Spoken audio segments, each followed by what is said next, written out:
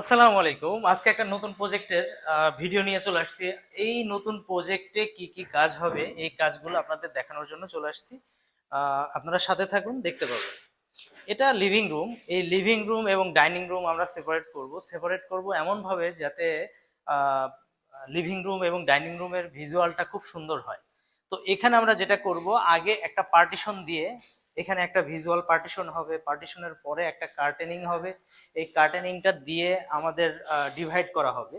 এখানে বাইফোল্ড আমরা দিচ্ছি না। দেন আমরা সিলিং এর কাজ ধরবো, আগে সিলিং এর কাজ করব, দেন আমরা টিভি ক্যাবিনেটের কাজে চলে আসব।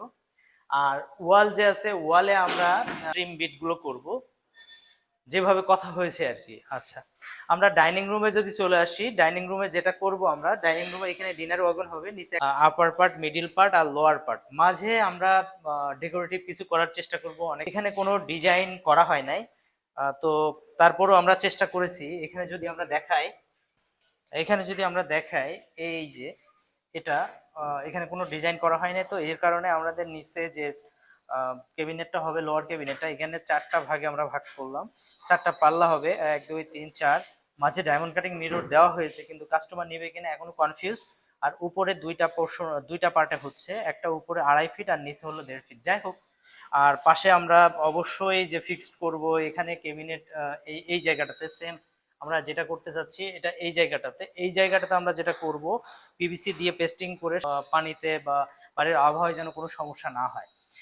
দেখাই, এখানে যে পার্টিশনটা আছে, আমাদের দুইটা ডোর আছে, একটা ডোর, দুইটা ডোর। তো দুইটা ডোরের মাঝের যে পোর্শনটা, এই পোর্শনটাতে আমাদের এখানে ভিজুয়াল পার্টিশন হবে। ওয়ালে আপনার ট্রিম বিড হবে। যাই হোক, ওই কিচেন রুমে আসি। কিচেন রুমটা খুব ছোট, এটা 5.5 ফিট বাই 9 ফিট, ভিতরে ভিতরে 9 ফিট। আর যদি আমরা তাহলে আছে হচ্ছে 7.5 ফিট, যাই হোক। তো এখানে আমরা যেটা করতেছি, এই যে এই পোর্শনটাতে আমরা সেলফ করব, যেটুকু আমাদের কবলা টাইপের আছে। আর উপরে যেটা করতেছি আমরা, উপরে যেহেতু জায়গা নাই, সেই অনুযায়ী আমার এখানে ওইভাবে জায়গা নাই, কারণ সরি, স্লাইড করব, এই পাশেও স্লাইড করব। তো দুই পাশে আমরা স্লাইড করে দিচ্ছি, কারণ এখানে যে জায়গা আছে সেই জায়গা অনুযায়ী আমার ফুলটা ইউজ করতে হবে আর কি। নিচে তো অলরেডি স্ল্যাব করা আছে, আমরা যেটা করব সেটা হচ্ছে যে এখানকার যে স্ল্যাবটা আছে এটা একদম স্ট্রেট করে দিব, বোর্ড দিয়ে স্ট্রেট করে দিব, এবং মার্বেল থাকলে বা টাইলস থাকলে আমরা এটা ফ্ল্যাপ করে দিব। এই পোর্শনটাতে আমরা নিচে যে ফুল পোর্শন আছে এই পোর্শনটা থেকে জাস্ট আমরা পাল্লা করব আর কি। জাস্ট পাল্লা করে ডিভাইড করে দেবো। কিছু অ্যাক্সেসরিজ আছে, অ্যাক্সেসরিজ গুলো ব্যবহার করার জন্য যা যা, একটা কাটলার আমরা কাস্টমারকে দিচ্ছি, তারপর একটা প্লেট অ্যান্ড বোল আমরা কাস্টমারকে দিচ্ছি, এগ্রিমেন্ট করি, আর তখন আমরা আসলে এটা দেওয়ার চেষ্টা করি। আর বাকি যে জায়গাগুলো আছে সেই জায়গাগুলোতে আমরা সঠিক ইউটিলাইজ কিভাবে করা যায়, ফাংশনাল করা যায়, ওটা দেখার চেষ্টা করতেছি। এটা মাস্টার বেড।